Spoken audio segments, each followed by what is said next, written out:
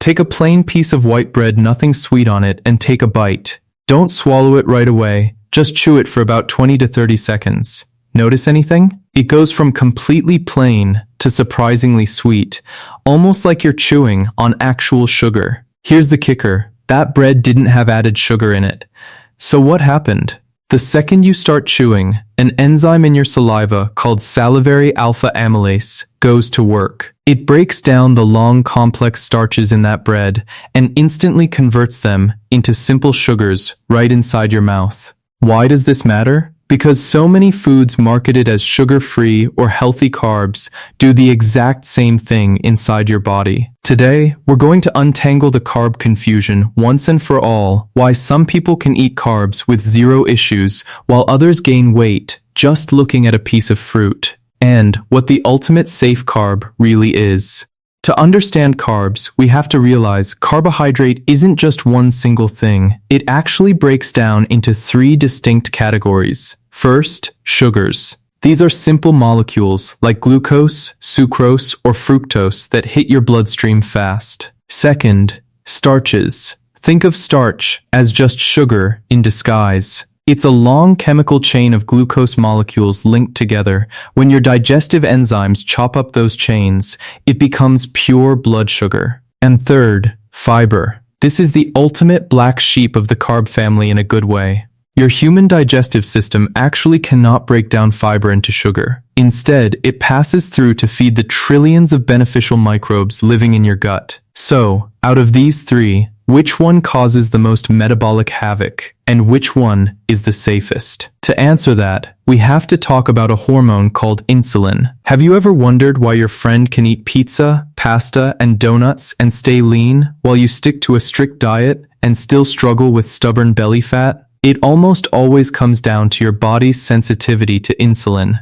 When you eat carbs, your blood glucose spikes. Your pancreas responds by releasing insulin, which acts like a key. It opens up your cells so glucose can move out of your blood and be used for energy. In a healthy system, insulin does its job and clears out quickly. But if you chronically consume refined starches and sugars over 10 to 20 years, your cells eventually get burnt out. They lock the doors. This is called insulin resistance. According to landmark research led by Dr. Gerald Shulman at Yale University School of Medicine, when lipids build up inside muscle and liver cells, it blocks insulin signaling pathways.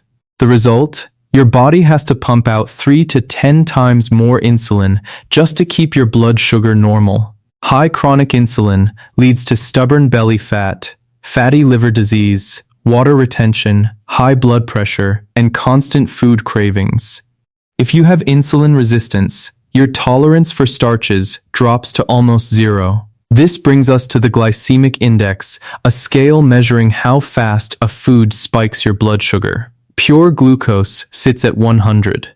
Standard table sugar scores around 65, but white bread sits at around 75. White bread actually spikes your blood sugar faster than table sugar. And it gets worse when we look at processed food additives like maltodextrin. Maltodextrin is a highly refined starch used as a filler in seasonings, protein powders, and sugar-free snacks. Its glycemic index score can soar anywhere from 110 to 135. That means it hits your bloodstream like a freight train, even though legally, food companies don't have to list it as sugar. Now, if you compare processed flour to intact whole wheat berries with a GI score of 41, or steel-cut oats at 52, raw grains break down much slower. But let's be real, most people eat heavily processed grains, not raw wheat berries. There are other crucial factors that impact your insulin response too. Muscle mass. Muscle acts as a massive metabolic sink to store glucose.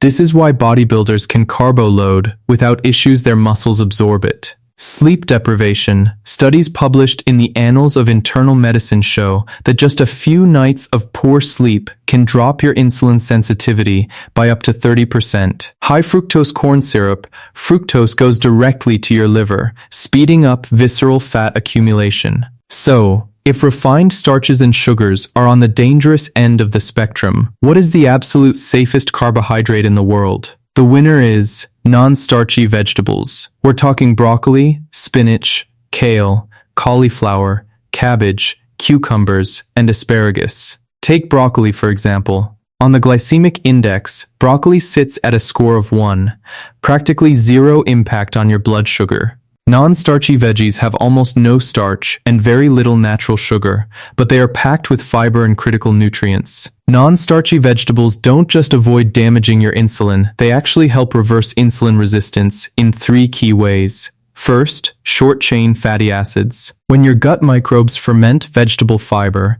they produce compounds like butyrate. These compounds trigger a gut hormone called GLP-1, which naturally reduces your appetite and improves insulin response. Second, sulforaphane. Cruciferous veggies contain a powerful compound called sulforaphane.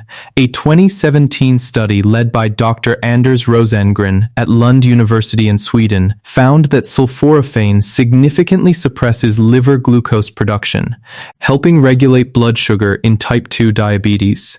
Third, essential minerals. These vegetables are packed with magnesium and potassium, the exact minerals needed to activate your cellular insulin receptors. If this video helped clear up your carb confusion, hit like and subscribe, because in the next video, we're breaking down which healthy foods are secretly spiking your insulin. Comment below, what shocked you the most in this video?